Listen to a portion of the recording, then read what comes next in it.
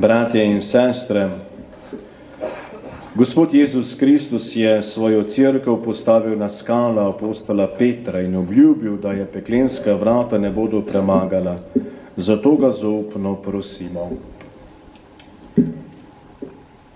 Za vse med vojno in po vojni kruto pobite domobrance in druge žrtve, ki so darovali življenje za Boga, narod in domovino, niso umirali s kletvijo, pač pa z molitvijo na ustih. Naj nikdar ne pozabimo njihovih imen in trpljenja in naj bodo naši priprošniki pri Bogu. Prosimo te, usliši nas.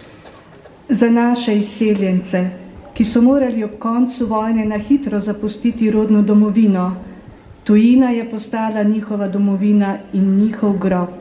Njihova srca pa so gorela za Slovenijo.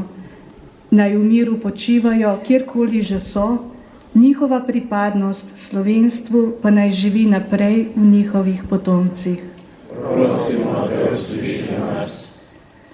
Za slovensko cerkev, toliko duhovnikov je pretrpelo mučeniško smrt, leta preživelo v zaporu, moralo v izgnanstvo ali pa so bili zasramovani, šikanirani, poniževani in deležni nenehnih zasliševanj in zasledovanj. Gospod, ozri se na vse te velike žrtve tvojih služabnikov in obudi po njihovem zgledu v našem narodu nove duhovne poklice, ki bodo v gorečnosti in svetosti služili tebi, narodu in domovini.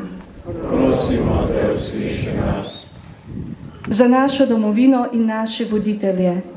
Evropski poslanci so leta 2009 z veliko večino sprejeli resolucijo o evropski zavesti in totalitarizmu, kjer izražajo spoštovanje do vseh žrtev totalitarnih in nedemokratičnih režimov v Evropi.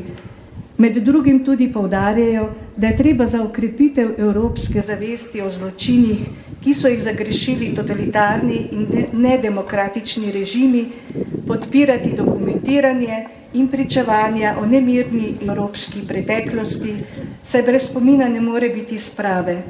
Naša država te resolucije ni ratificirala.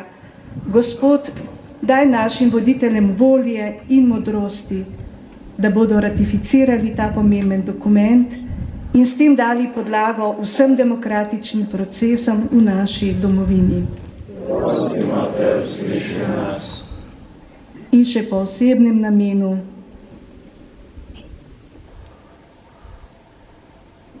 Prosimo Gospoda.